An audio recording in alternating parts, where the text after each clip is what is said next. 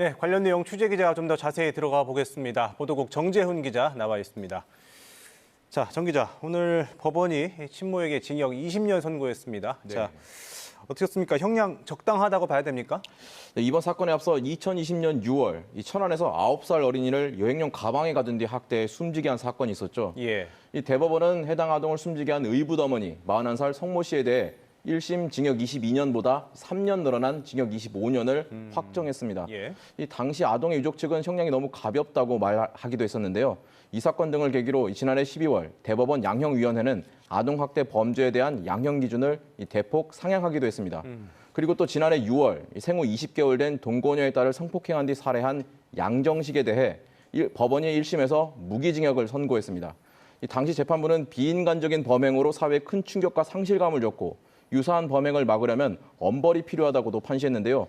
이번에 6살 아동을 방치해 굶어 숨지게 해 아동학대 살해 혐의로 기소된 친모 유모 씨에게는 법원이 징역 20년을 선고했습니다. 중형에 해당하는 선고지만 아동학대 치사의 최대 형량이 징역 22년 6개월이고 예. 유 씨는 아동학대 살해로 기소된 점, 그리고 다른 사례와 비교했을 때 형량이 무겁게 선고됐다고 보기는 해석할 여지가 아직 남아 있습니다. 그렇군요. 자, 그런데 이번 사건에서 이 아동이 숨진 게 비단 이 친모만의 문제는 아니라고요. 그렇습니다. 친모 유 씨가 자기 아들을 방치한 건 지난 3월 18일부터입니다. 장애가 있는 이 아동은 무려 22일이나 방치된 끝에 지난 4월 8일 주검으로 발견됐습니다. 예. 국가수는 아동을 부검해 굶어 숨졌다고 최종 결론을 냈는데요. 그런데 이보다 앞서 지난 1월 해당 아동이 어머니인 유 씨로부터 폭행을 신고당했다는 학대 신고가 접수됐습니다. 이른바 살해관리 대상 아동에 포함돼 경찰과 지자체, 아동보호기관이 숨지기 전까지 1월과 3월 두 차례에 걸쳐 면담을 진행했는데요. 예. 이 친모가 아동을 버려두기 불과 일주일 전인 3월 11일에도 아동 면담이 있었고 숨진 채 발견된 4월 8일로부터 나흘 뒤인 4월 12일에는 경찰, 아동보호기관, 지자체의 합동 점검이 예정돼 있었습니다. 심지어 제가 아동이 숨진 직후 아동이 살던 집을 찾았을 땐 주민센터 공무원이 붙이고 간 상담 스티커가 문에 붙어 있었습니다. 경찰과 아동보호기관, 자치단체가 한 번만이라도 이상한 낌새를 느끼고 더 적극적으로 개입했더라면 죽음을 막을 수 있지 않았을까 안타까움이 남습니다. 예. 이 사건 직후 아산시와 해당 아동을 관리한 아동보호기관 등의 사유를 물었지만 당시 해당 기관에서는 답변을 회피했습니다. 예. 자, 그런데 정 기자, 이 숨진 피해 아동이 사실 심한 장애가 있었잖아요. 그렇습니다. 예. 이 국가나 지자체가 뭐 장애인이나 아니면 특히 이제 아동에 대해서는 복지 제도를 갖추고 있는데 이런 혜택을 아예 못 받은 겁니까?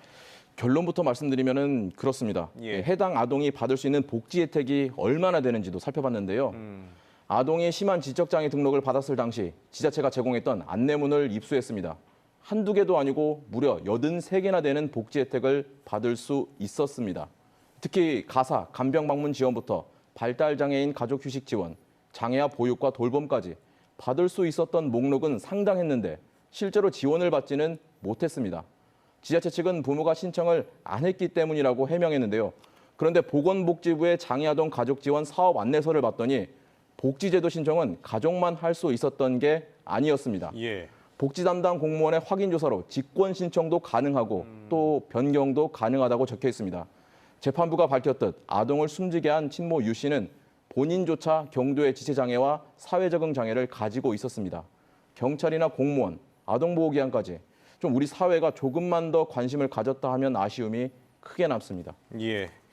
자, 관련해서 오늘 재판부도 그런 비슷한 이야기를 선고에 앞서서 남겼다면서요? 네, 그 재판부는 유 씨에 대한 형량을 주문하기에 앞서 이런 말을 남겼습니다. 피해자는 다리에 힘이 부족해 잘 걷지도 못하고 서너 번 손가락을 들어 올리면 힘이 빠져 혼자서는 식사조차 못했다. 그래도 어린이집에서 걷기 연습을 시키면 땀 흘리며 따라했고 밥도 잘 먹었다며 우리는 아동의 권리를 보호하고 자랄 수 있는 토대를 마련해야 한다고 했는데요. 재판부의 말, 비단 친모 유 씨를 향한 것만은 아닐 겁니다.